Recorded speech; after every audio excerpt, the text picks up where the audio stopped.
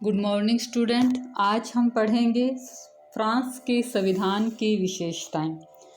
France की जनसंख्या लगभग 6 करोड़ के आसपास है और क्षेत्रफल 5,47,026 वर्ग किलोमीटर है। इस प्रकार क्षेत्र की दृष्टि से सोवियत संघ वर्तमान में विभाजित के अतिरिक्त यूरोप का सबसे बड़ा राज्य है। क्षेत्र की दृष्टि से ब्रिटेन के 2 गुना से ज़्यादा है। भौगोलिक दृष्टि से फ्रांस एक पूर्ण इकाई है। इस भौगोलिक स्थिति में फ्रांस की राष्ट्रीय एकता को सुदृढ़ता प्रदान की है। इसकी जलवायु समशीतोष्ण है और सौंदर्य और उपजाऊपन की दृष्टि से फ्रांस में प्रकृति का काफ़ी योगदान है। अब हम देखेंगे कि एक राजनीति विज्ञान के विद्यार्थी को फ्रांस के संविधान का अध्ययन क्यों करना चाहिए, क्योंकि फ्रांस को आमतौर पर राजनीतिक प्रयोगों की प्रयोगशाला कहते हैं। S.E. फाइनर ने कहा है, विश्व की विचारधाराओं का निर्माण स्थल। फ्रांस ने विश्व को स्वतंत्रता, समानता और भ्रातृत्व का नारा दिया था। और फ्रांस की जो शासन व्यवस्था है, जो देश है, वो यूरोप का प्रतिनिधित्व करता है। यूरोपीय महाद्वीप का प्रतिनिधि के रूप में फ्रांस को देखा जाता है। इसीलिए तो कहा जाता है कि जब फ्रांस को सर्दी लगती है तो यूरोप को छींक आ जाती है। इसी प्रकार जैसे ब्रिटेन ब्रिटिश शासन के लिए प्रसिद्ध है, वैसे ही फ्रांस प्रशासनिक विधि और प्रशासनिक न्याय प्रणाली के लिए प्रसिद्ध है। विश्व को शक्ति पृथक्करण का सिद्धांत मोंटेस्क्यू की देन है और मोंटेस्क्यू फ्रांस के निवासी थे। और फ्रांस की सबसे एक और विशेष देन है संवैधानिक परिषद।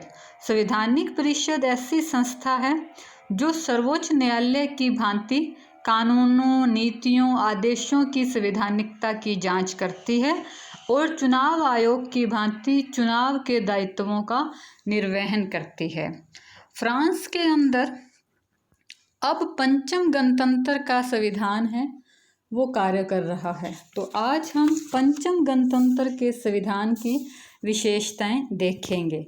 पंचम गणतंत्र का संविधान 4 अक्टूबर 1958 को लागू हुआ और इसे लागू करने में अहम योगदान जनरल डी गोल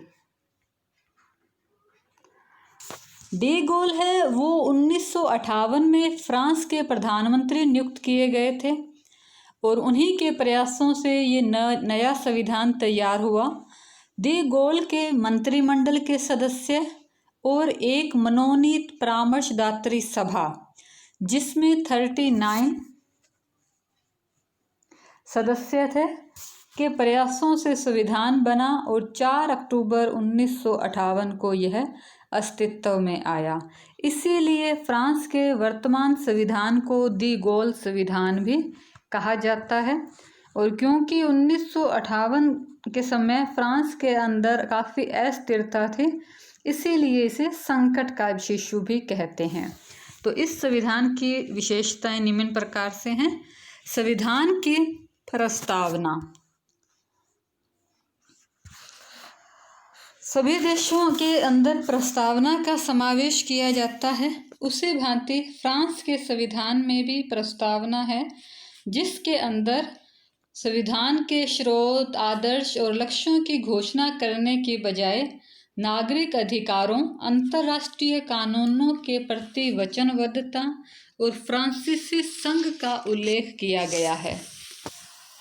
पंचम गणतंत्र के संविधान की प्रस्तावना के ये 3 मूल तत्व हैं। प्रस्तावना के आरंभ में ही 1789 के नागरिक अधिकारों की घोषणा को गौरवपूर्ण याद के रूप में स्वीकार किया गया है। तो फ्रांस का जो संविधान है वो अंतर्राष्ट्रीय कानूनों के प्रति वचनबद्धता, फ्रांसीसी संघ और नागरिक अधिकारों के संबंध में प्रस्तावना में जानकारी मिलती है। संकट काल का शिशु। 1958 का जो समय है वो फ्रांस के अंदर काफ़ी राजनीतिक अस्थिरता और सैनिक विद्रोह का समय था। इस कारण व्यापक गृह युद्ध छिड़ने की आशंका थी। इसी का हल करने के लिए फ्रांस के संविधान में कार्यपालिका को ज़्यादा से ज़्यादा शक्तियां देने का प्रयास किया। इसीलिए 1958 के संविधान को संकट काल का शिशु कहा जाता है। निर्मित लेकिन बिना संविधान परिषद के संविधान, फ्रांस का संविधान है वो निर्मित है, और हमने देखा कि जो निर्मित संविधान है वो किसी न किसी संविधान सभा या परिषद के द्वारा बनाए जाते हैं। तो ये जो फ्रांस का संविधान है ये दी गोल मंत्रिमंडल और परामर्शदात्री सभा के 39 सदस्यों के द्वारा बनाया गया। इस सभा को संविधान परिषद इसलिए नहीं कहा जा सकता क्योंकि इसे जनता के द्वारा निर्वाचित नहीं किया गया था, और ना ही इस संविधान सभा के द्वारा जनता के विभिन्न वर्गों की विचारधारा का प्रतिनिधित्व था। ये संविधान जनरल डी गोल की विचारधारा के अनुसार ही बना है, इसीलिए इसे डी गोल संविधान भी कहते हैं। लिखित संविधान, फ्रांस का संविधान है वो लिखित है, उसमें 95 धाराएं और 15 अध्यायों के अंदर बांटा गया है। इसमें धारा 90 से लेकर 95 तक 90 से लेकर 95 तक संक्रमणकालीन उपबंधों का उल्लेख है, जिन्हें 2002 में हटा दिया गया है। तो वर्तमान के अंदर फ्रांस के संविधान में 89 धाराएं हैं। अब यहाँ आपको ध्यान देना है, मूल संविधान में 95 धाराएं हैं और वर्तमान में 89 धाराएं हैं।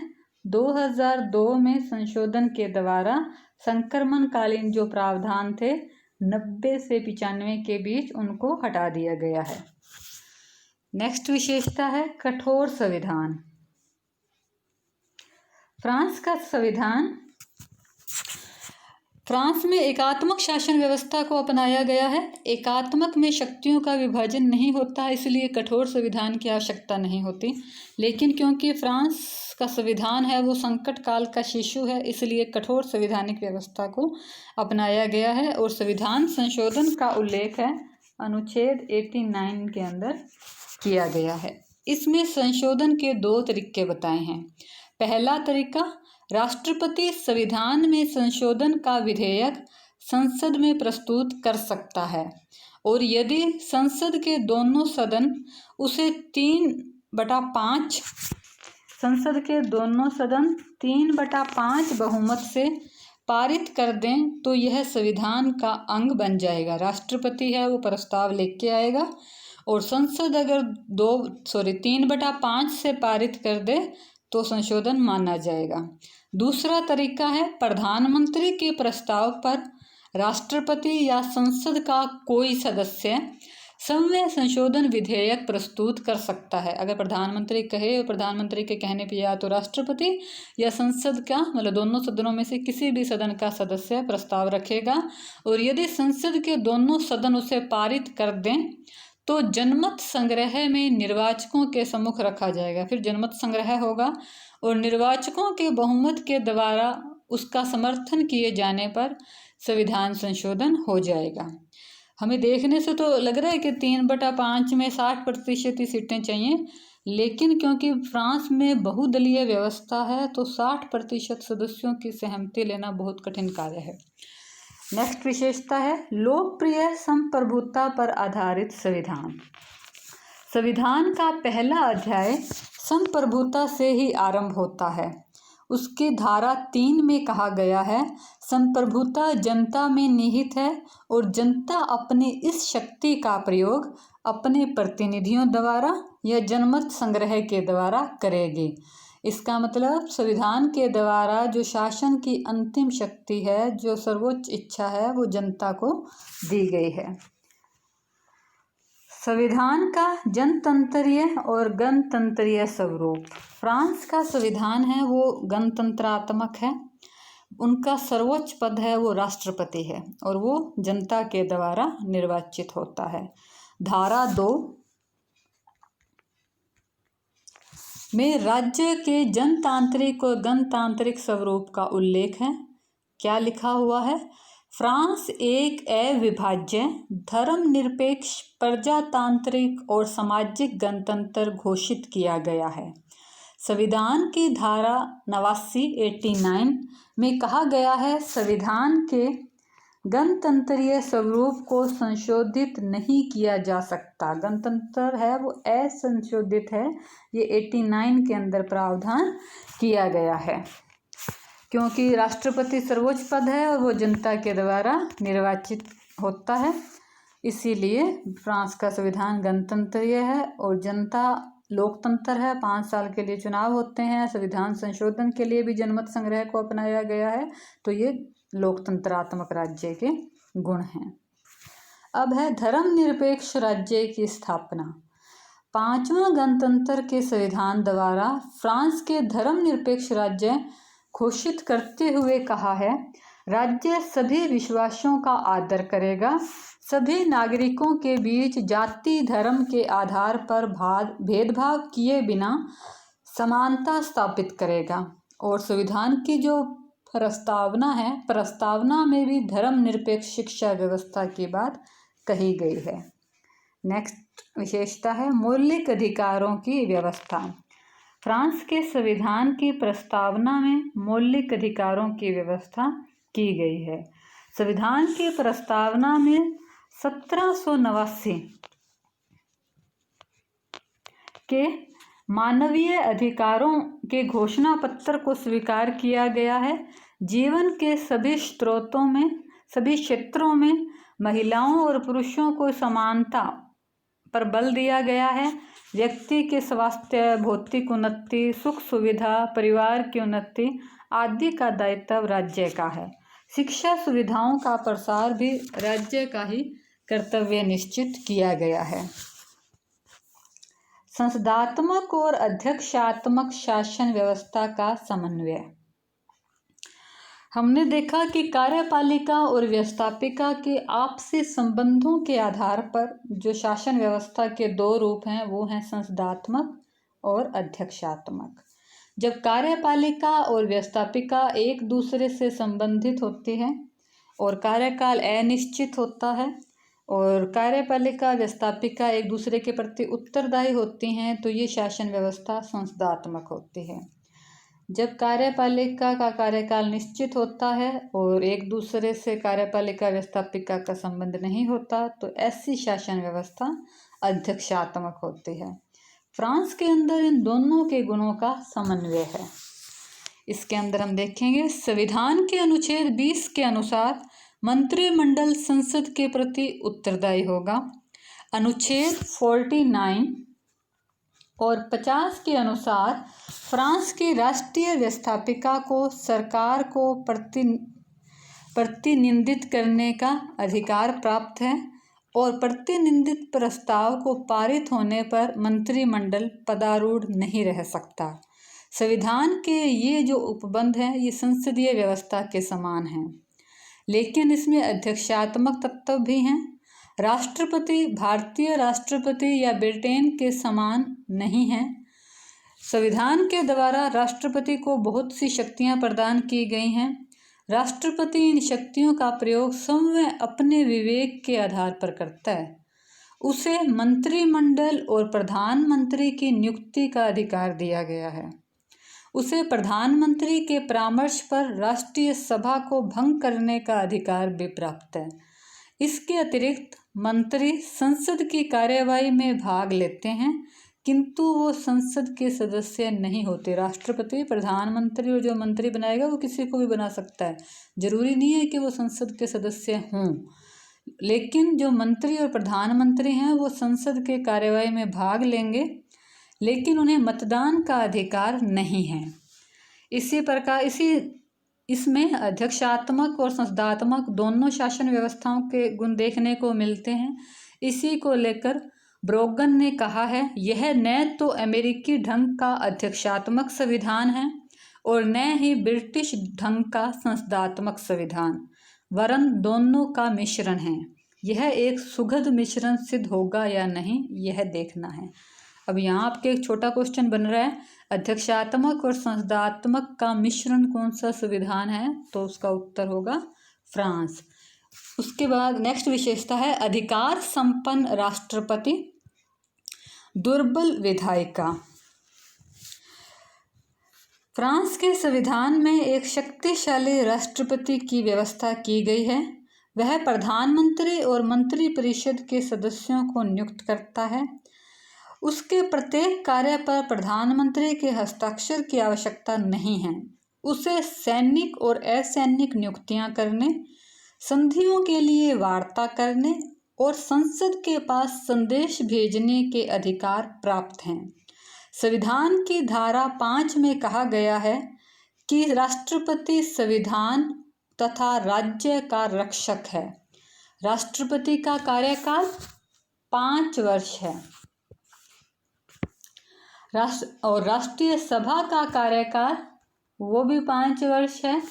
जो बात राष्ट्रपति की तुलना में विधायिका की स्थिति को कमजोर कर देती है वो ये है कि राष्ट्रपति राष्ट्रीय सभा को भंग कर नवनिर्वाचित का आदेश दे सकता है। विधायिका की कानून बनाने की शक्ति सीमित है। वह केवल उन्हीं विषयों पर कानून बना सकती है जिनकी सूची संविधान में दी गई है। इन विषयों के बाहर के विषयों पर कानून बनाने का अधिकार मंत्रिमंडल को प्राप्त है। ये हमने देखा कि किस प्रकार फ्रांस के संविधान में राष्ट्रपति है वो ज़्यादा शक्तिशाली है विधायिका से, शक्ति विभाजन के सिद्धांत पर आधारित। फ्रांस का संविधान है वो शक्ति विभाजन के सिद्धांत पर आधारित है। शक्ति विभाजन का सिद्धांत है मोंटेस्क्यू ने दिया है। मोंटेस्क्यू जो कि एक फ्रेंच विचारक भी हैं। फ्रांस के संविधान में सिद्धांत को अपनाते हुए कार्यपालिका और विधायिका को पृथक करने का प्रयास किया गया है। कार्यपालिका का प्रधान है वो राष्ट्रपति है। राष्ट्रपति का निर्वाचन जनता के द्वारा किया जाता है। मंत्रिमंडल के सदस्यों को संसद की सदस्यता से वंचित कर दिया गया है। मंत्री है वो भी संसद के सदस्य नहीं है, राष्ट्रपति है वो भी संसद का सदस्य नहीं है। तो इस प्रकार कार्यपालिका व्यवस्थापिका से पृथक करने का प्रयास है, लेकिन पूर्ण रूप से शक्ति पृथक्करण को नहीं अपनाया गया है। कार्यपालिका अर्थात मंत्रिमंडल विधानमंडल के प्रति उत्तरदायी है और मंत्रीगण संसद की कार्यवाहियों में भाग लेते हैं। शक्ति विभाजन सिद्धांत को पूरे तौर पर अपनाना अव्यावहारिक होने के कारण शक्ति विभाजन और नियंत्रण और संतुलन दोनों को अपनाया गया है। राजनीतिक दलों को वैधानिक मान्यता।